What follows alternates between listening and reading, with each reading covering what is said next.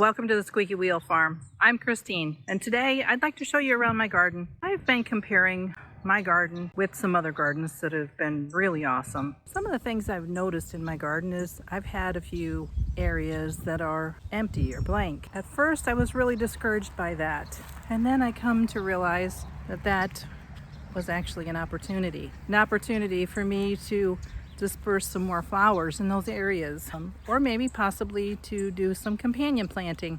Let's take a look. Now these two rows, I've got some melons, cantaloupe, honeydew, and some watermelon. And if you notice, there's a couple of areas here where there's quite a space where the seeds didn't come up. Now I was using some older seed, and that explains, what happened. And in this row, I've got just a couple of more, not sure if these were zucchini or if they were yellow squash, but again, just a few of them came up, which is actually a good thing because for our family, 2 plants, 3 plants would be more than enough. And another row of tomatoes. Nice nasturtiums, a few of them have flowered, but not many.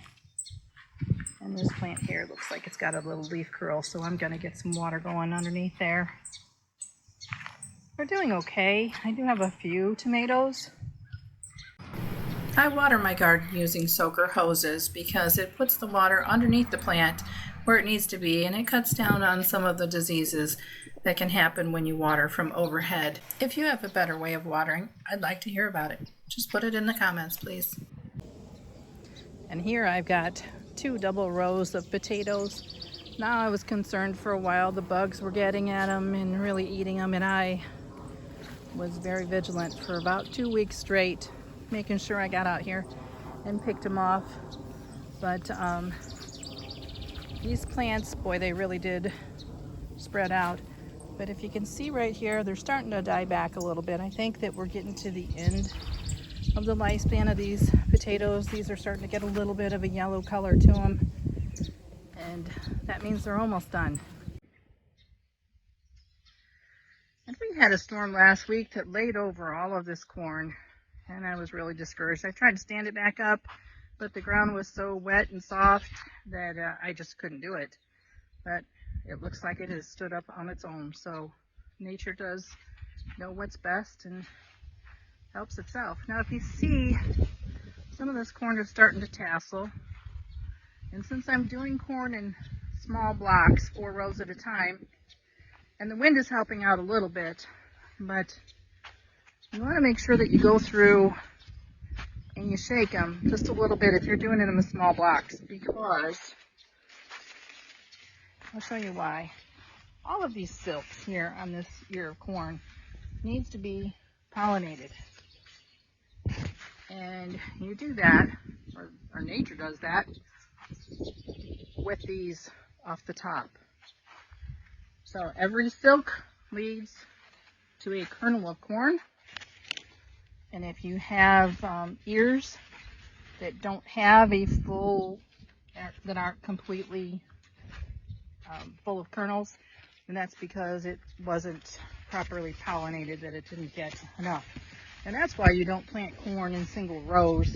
You have to do it in blocks or in groups. So just a little shake here and there. If the wind's not doing it, it gets the tassels to releasing its pollen, and it helps to fall on some of the silks. But I've got some ears forming, and let's see if we can show it here. There's an ear. So with proper watering and keep being vigilant, making sure that the bugs don't get at it and the weeds are taken care of, I think that we might actually get some corn this year. Well, that's assuming that the cattle don't get loose like they did last year. Last year they ate every bit of our corn. Again, I've got some other areas here that, I was using old seed that hadn't been stored properly. It had been in the sun because I had left it out in my wagon, and obviously too hot in the sun. But I've got an opportunity to plant some other stuff here, so I'm going to give that a try. watch the next video and you'll see what I've come up with as far as what I'm going to put in here in these rows, just to fill it in. And I'm not quite sure what I'm going to do with these rows of potatoes once I pull them out. Really don't want to put potatoes in again at the same area, but I will have time for another crop, so I'll have to come up with something, to put in that area.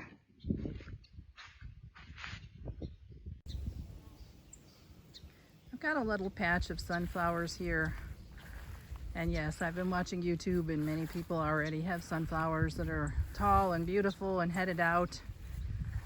And again, it's not fair to myself to compare to people in a different climate because obviously they've got a head start. But I am excited about seeing what happens with these and how beautiful they'll be. And here's one more project that I've got to get to. These strawberries, they have just spread so much, filled in this box, and in many areas they're starting to form stolons and climb out of the box. I wanted to show you that. Here's an example. These runners are called stolons, and wherever you see these leaves, they form roots at the bottom. I'm not sure if you can see that, but here's one that's got some roots. Little roots at the bottom.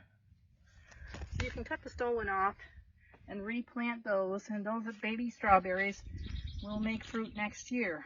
Now, strawberries usually last about 3 to 5 years as far as the mother plants, and then they really don't produce a whole lot after that.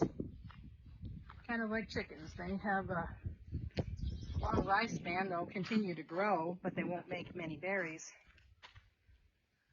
So these are second-year strawberries, most of them. I think I started with 12 plants last year in just this 4x4 box, and it is completely filled it in. So another reason why I need to thin it out. I almost forgot. These trellises behind me, they have the climbing pole beans on them. They're purple beans, and when you put them in hot water to boil them, they actually turn green. So my grandkids think they're magic beans, which is kind of fun for them. I hope your garden brings you joy. I hope that it's your peaceful place, your happy place. More than anything, the garden is a peaceful place for me, that I can reflect and just be thankful, realize everything that I've been blessed with, and hopefully share some of that blessings with you. Well, that's all I have for you today. Thanks for watching. Oh, and one more thing. I hope to see you again soon.